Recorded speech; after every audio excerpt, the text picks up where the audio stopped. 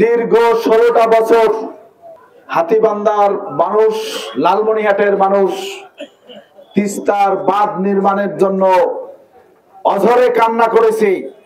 বাংলাদেশের কোন কন্যার থেকে আমাদের কান্নার আওয়াজ কারো কানে পৌঁছেনি। সে কান্নার আওয়াজ পৌঁছানোর জন্য তিস্তা পারের বাঁধ নির্মাণের জন্য, শুধু বাঁধ নয়, দীর্ঘদিন থেকে যারা তিস্তা ভাঙনে নিঃশেষ হয়ে গেছে তাদেরকে পুনর্বাসনের লক্ষ্যে আগামী 19 এপ্রিল শনিবার একটি মহাসমাবেশের আয়োজন করা হয়েছে। আমরা সে সমাবেশ থেকে তিস্তা পারের বাঁধ নির্মাণ এবং যারা দীর্ঘদিন তিস্তা পারে জমি হারিয়েছে, নিঃশেষ হয়ে গেছে, তাদের পুনর্বাসনের দাবি নিয়ে আমরা প্রধান উপদেষ্টার কাছে দাবি পেশ করতে চাই। তিস্তা পারের কান্না আর না, আর না। তিস্তা পারের কান্না আর না, আর না। তিস্তা মহাপরিকল্পনা আপনারা শুনেছেন, চীন সরকার শুধু তিস্তা বাঁধ নির্মাণ নয়, তিস্তাবাসীদের জন্য 1000 শয্যার একটি হাসপাতাল নির্মাণের সিদ্ধান্ত নিয়েছে। আমরা 19 তারিখ লালমনিরহাটবাসী গর্জে উঠতে চাই। 70 কিলোমিটার তিস্তা পারের মানুষ এই হসপিটাল লালমনিরহাটের মধ্যে আমরা স্থাপনের দাবি জানাচ্ছি। আপনারা জানেন, আমার হাতীবান্ধা বুড়িমারি থেকে লালমনিরহাট পর্যন্ত এই মহাসড়কটি আজকে মৃত্যুপুরীতে পরিণত হয়েছে।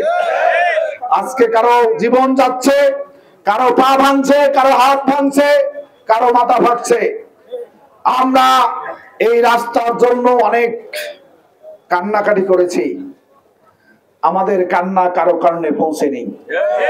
তারা বরাদ্দ পেয়েছে, নিজের পকেট ভরেছে, নিজের সন্তানদের জন্য আখের গুছিয়েছে, লালমনিরহাটবাসীর জন্য তারা কিছু করেনি।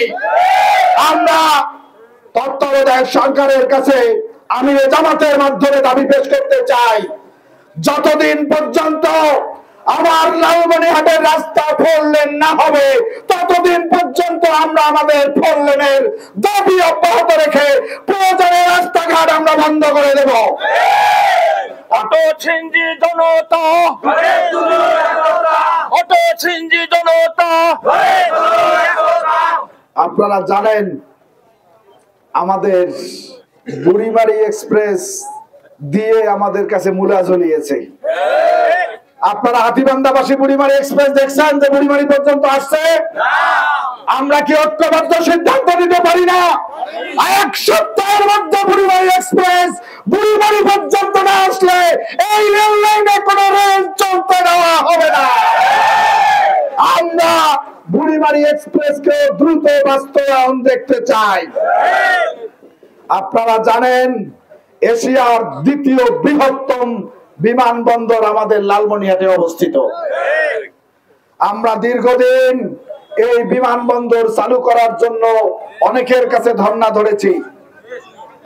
আমরা লালমনিরহাটবাসী 2025 বৈষম্য মুক্ত বাংলাদেশে আর বৈষম্যের মধ্যে থাকতে চাই না। আমরা এই বিমানবন্দর চালু দেখতে চাই।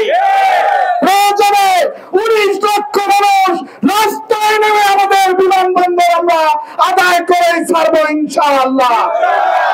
আপনারা জানেন, আমাদের মোগলহাট একটি স্থলবন্দর আছে।